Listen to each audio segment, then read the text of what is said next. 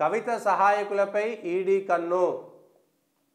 దీనికి సంబంధించి కవిత కేసు ఏమవ్వబోతుంది, కవిత ఎవరెవరి పేర్లు చెప్తారు ఏమిటి అనేటువంటి అంశం పైన ఇప్పుడు ఆ బీఆర్ఎస్ పార్టీలో పెద్ద గందరగోళం అయితే ఏర్పడింది.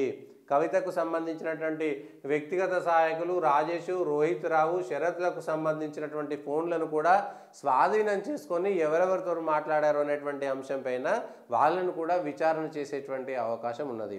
ఇప్పుడు కవితకు సంబంధించి వీళ్ళు కాకుండా బీఆర్ఎస్లో ఎంతమంది లోపలికి వెళ్తారనేటువంటి అంశం పైన చర్చ జరుగుతుంది. ఇప్పటికే ఫోన్ ట్యాపింగ్ కేసులో ఎర్రబెల్లి దయాకర్ రావు పరిస్థితి ఎట్లా ఉండబోతుంది, మాజీ మంత్రి ఎర్రబెల్లి దయాకర్ రావు పరిస్థితి కూడా ఆగమయ్యేటువంటిదిగా ఉంది. ఆయన కూడా జైలుకు వెళ్తారు అనేటువంటి చర్చ సాగుతున్నది. ఫోన్ ట్యాపింగ్ వ్యవహారంలో కీలకంగా ఆయన వ్యవహరించారు అనేటువంటిది ఉంది. ఆయన కాకుండా ఇంకా పైన ఉండేటువంటి నాయకుల పరిస్థితి ఎట్లా ఉంటుందో చూడాలి. కానీ ఇప్పటిదాకా కవితకు సంబంధించినటువంటి అంశంలో కేసీఆర్ ఎందుకు స్పందించలేదు అనేటువంటిది తెలంగాణ ప్రజానీకంలో ఒక పెద్ద చర్చనీయాంశమే అయింది. స్వయంగా కూతురు జైలుకు పోతే ఎన్ఫోర్స్మెంట్ డైరెక్టరేట్ వచ్చి అరెస్ట్ చేస్తే ఈడీ బోడీ ఏం చేయలేవు, రా ఈడీ వస్తే ఏం చేస్తుందో చూద్దామన్నారు అనేటువంటిది ఎన్నికల ప్రచారంలో కేసీఆర్ చేసినటువంటి వ్యాఖ్యలు ఇప్పుడు అవే సోషల్ మీడియాలో కానీ ప్రజల్లో కానీ బాగా సర్క్యులేట్ అవుతున్నాయి. కేసీఆర్ ఎందుకు మాట్లాడలేదు అంటే కేసీఆర్ కవిత తప్పు చేసిందనేటువంటి అంశంలో ఆయన ఏకీభవిస్తున్నారా? ఇప్పుడు లేదంటే ఇదంతా మెడకు చుట్టుకొని ఇంకో దిక్కు కేటీఆర్ దిక్కు ఇటు ఫోన్ ట్యాపింగ్ కేసులో మిగిలినటువంటి నాయకులు, అదేవిధంగా టూరిజానికి సంబంధించినటువంటి కేటాయింపుల్లో మాజీ మంత్రి శ్రీనివాస్ గౌడ్, ఇట్లా మిగిలిన అంశాల్లో బీఆర్ఎస్కు సంబంధించినటువంటి ముఖ్య నేతలందరి చుట్టూ ఉచ్చులు బిగుస్తున్నాయి. మిగిలినటువంటి నాయకుల చుట్టూ ఉచ్చు బిగుస్తుంది. ఇప్పుడు దీనికి సంబంధించిన దాంట్లో కూడా ఉచ్చు బిగుస్తుంది అనేటువంటిది ఉంది.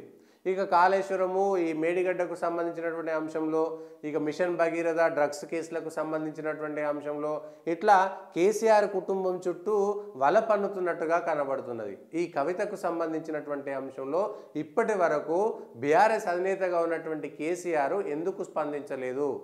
ఇదే కేసీఆర్ చీమ చిట్టుకుమంటే ప్రెస్ మీట్ పెట్టి తిట్టేటువంటి కేసీఆర్ ఇవాళ ఎందుకు ఎవరిని తిడతలేరు, ఈడీని మోడీని ఎందుకు తిట్టట్లేదు అనేటువంటి అంశం.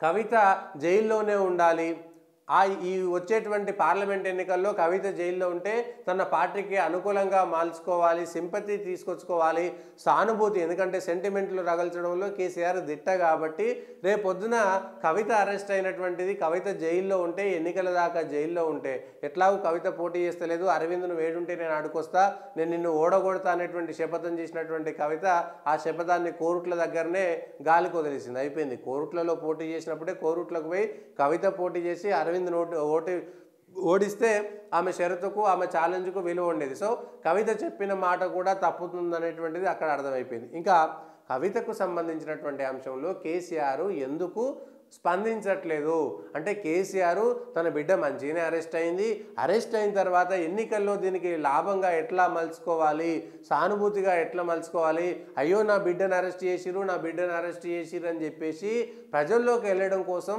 ప్రయత్నం చేస్తున్నారా అనేటువంటి చర్చ కూడా సాగుతున్నది. వేరే అంశం ఏమీ లేదు. తెలంగాణలో భారత రాష్ట్ర సమితి పార్టీ పరిస్థితి అగమ్య గోచరంగా ఉన్నది. ఎవరిని చేర్చుకోవాలో ఎవరిని చేర్చుకోవద్దో ఇప్పటికే గేట్లు ఎత్తినా మూసేసినా పార్టీకి సంబంధించినటువంటి నాయకులంతా వెళ్ళిపోతున్నారు. ఎట్లయితే ఒకప్పుడు టీఆర్ఎస్ కారులోకి ఎక్కడానికి క్యూ కట్టిరో ఇప్పుడు కారు దిగి వెళ్ళిపోవడానికి నాయకులంతా అట్లనే క్యూ కట్టిరు. ఒక్కరు కాదు, ఇద్దరు కాదు, వందలాది మంది నాయకులు వెళ్ళిపోయేటువంటి పరిస్థితి వచ్చేసింది బీఆర్ఎస్కు. ఇప్పుడు రేపొద్దున పార్లమెంట్ ఎన్నికలు గట్టెక్కడానికి కేసీఆర్కు ఉన్నటువంటి ఏకైక వరం ఏదైతే ఉంది అది కవిత అరెస్ట్ అనేటువంటిది అర్థమైంది. సో కవిత అరెస్టు అంశంలో కేసీఆర్ తనకు అనుకూలంగా మలుచుకునేటువంటి ప్రయత్నాన్ని, వ్యూహాన్ని పన్నుతున్నారనేటువంటిది ఒక చర్చ. కానీ ఇప్పటిదాకా మాట్లాడాలి కదా.